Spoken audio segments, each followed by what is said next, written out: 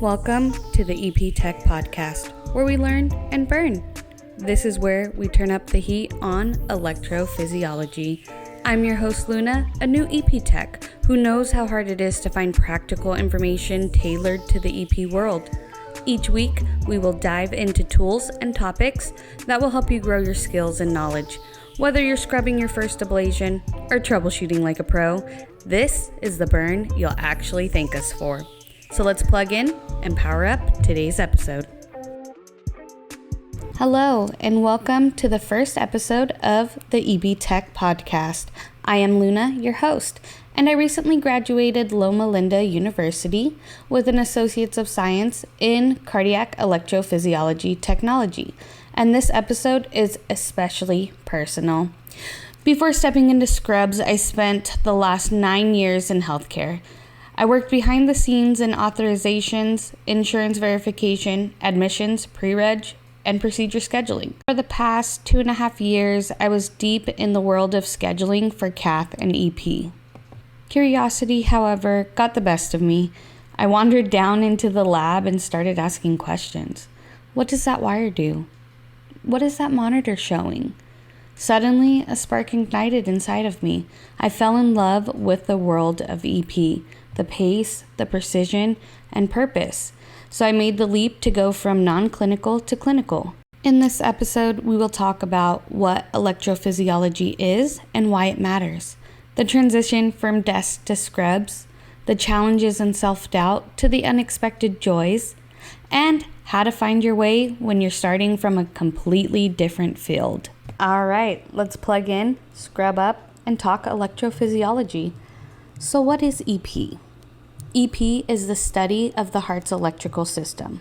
While cath lab focuses on the plumbing by fixing blocked arteries and managing blood flow, EP focuses on the electrical circuits that keep the heart beating in rhythm. Every heartbeat is triggered by an electrical impulse. When that system is working properly, we don't even think about it. However, when something goes wrong, like an irregular rhythm, don't worry, we will get into that in a future episode. Or a heart beating too fast or too slow. Or even maybe a pause. It can be life-threatening. That's where we step in, the faces of the hidden EP world. Our electrophysiologist will diagnose patients, and then with our help, EP techs, nurses, and reps, the physician will treat those arrhythmias. Throughout your time in EP, you will hear AFib, SVT, VT, and heart block, maybe even winky block. Those are arrhythmias. Some people live with these rhythm problems for years without knowing. Others feel palpitations, fatigue, shortness of breath, or even fainting spells. If left untreated, they can lead to stroke, heart failure, or even cardiac arrest. Hey, I know this is a lot of information, but stick with me. I was once where you were at, and now look at me. But here's the beauty of EP. We're not just treating symptoms. Often, we are solving the root problem. We help those have a better quality of life. Help them get back to walking, running, or even shaking it a little on the dance floor. They begin to live a life without fear of what their heart is going to do. All right, so now that we know what EP is, let's talk why is it important. EP is one of the most technologically advanced fields in all of medicine. We're talking 3D mapping systems, high-density catheters, intracardiac echo, contact force sensing, and remote magnetic navigation. But all that tech would mean nothing without the team.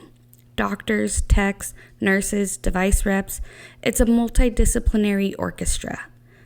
And as an EP tech, we're not just button pushers. We're decision makers. We're troubleshooting on the fly. We're guiding catheters inside the beating heart with millimeter precision. Every signal we record could mean the difference between a successful procedure or a misdiagnosis. And the future? It's even more exciting. AI-guided mapping, pulse-filled ablation, leadless pacing, preventing arrhythmias before they even occur. EP is where cardiology meets innovation. And that's why so many young minds are being drawn into this field. It's not slowing down at all, it's accelerating. This is very exciting for those of us who are already in the field. And this is because every millisecond matters. Because what may look like a squiggly line on a screen could be the key to saving a life. Restoring sinus rhythm or diagnosing conduction disease is more than technical. It's transformational. Now that we've gone over what EP is and why it matters, as I said in the beginning of this episode, it's going to be a little bit more on the personal side for me. So let's talk about what it's like going from desk work to the EP lab. Now, before I get into the clinical side, I was on the admin side, scheduling procedures, coordinating patients, making sure paperwork was in order. You'd think being around the field would prepare you for being in it, but I'm here to tell you it is a whole different world. On the desk, everything is black and white. Patient names, CPT codes, time slots, phone calls, it's structured. Predictable. If something goes wrong, you escalate it or reschedule it. But in the lab, the pace is real. The pressure is higher and your hands are a part of the action. The shift from being an observer to becoming someone who's inside the room, wearing lead, seeing the signals, touching the equipment, it may be intimidating at first. I know I was very intimidated. And then there's the gear. On the desk side, device just meant a rep's name on the calendar. Now, it's a Medtronic ICD with a lead threshold issue and a patient on the table. You'll end up learning really fast that acronyms like AVNRT or SVC aren't just trivia. They're life and safety. Here's the beautiful thing about that transition. It gives you perspective. You understand how every moving part matters, from the front desk to follow-up. And you bring skills with you: communication, multitasking, staying calm under pressure. That admin background isn't a weakness. It's part of what makes you adaptable in the lab. So for anyone going from non-clinical to clinical, don't doubt yourself. It's a learning curve, yes, but it also is a launch pad. So let's be real for a moment. Starting out in the EP lab can be rough. And I know if I have any seasoned veterans listening or anybody who's been in the EP lab for a while now, you guys can definitely relate to that. I remember standing in the control room, watching the screen, hearing terms fly around, cycle length, pace at 600, let's do some entrainment mapping, and thinking, what language is this? I remember even one of my providers who's super animated, jumping for joy, shouting, there's the hiss, make sure you capture that. You go from knowing how to run a schedule to not even knowing where to stand during a procedure. Sometimes you feel like a ghost in the room, just trying not to be in the way.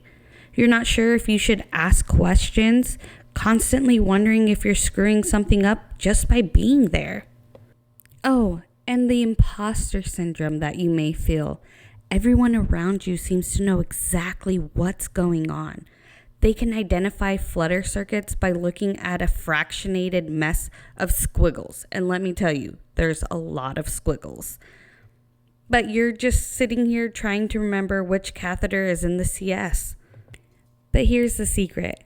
Every single person in that room was once you.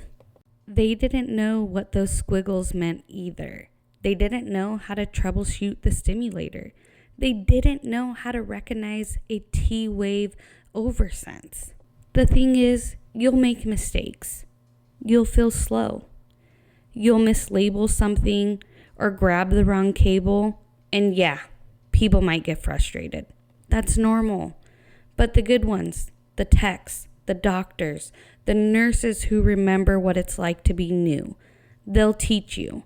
And if you listen, take notes, and ask questions, and show up ready to learn, you will earn your place. This phase where you're overwhelmed, uncertain, and constantly trying to catch up is temporary.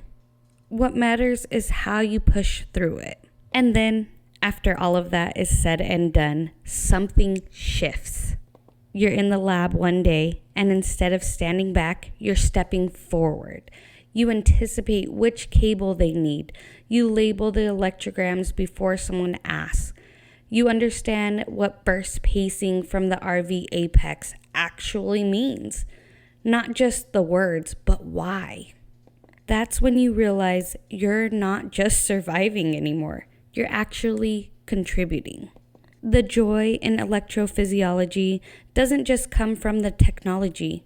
Although, yeah, mapping an arrhythmia in 3D is pretty incredible. The joy comes from the moments of clarity when a signal makes sense, when you call out a PVC before it happens, when the team trusts you. You start to see how your presence makes things run smoother. You become the person others ask for help. You find your rhythm, not just the patient's, but your own. And you know what the best part is? You remember where you came from. That journey from non-clinical to clinical gives you a unique voice. The journey from anywhere other than clinical gives you a voice. You know how to speak to patients, how to see the big picture, how to bridge communication between the front and back of the house. You bring value that can't be taught in a classroom. EP isn't just a job, it's a craft. And when you finally feel like you belong, it's one of the most satisfying, rewarding things you'll ever experience. So for anyone who's just starting out, keep going. The learning curve is steep, but the view from the top is absolutely worth it. I know this episode was short and sweet. This was just an intro to me and the world of EP, but I'm your host, Luna, bringing the charge to every episode. Follow me on Instagram at EP Tech Podcast for more EP insights, behind the scenes lab life, and maybe a meme or two that'll make your cardiologist chuckle. And stay tuned for upcoming episodes where we ablate the confusion, map out the myths, and stimulate your EP knowledge one signal at a time. Until then, stay grounded, stay synced, and keep that signal clean. Thank you so much for tuning in, and we'll see you next time.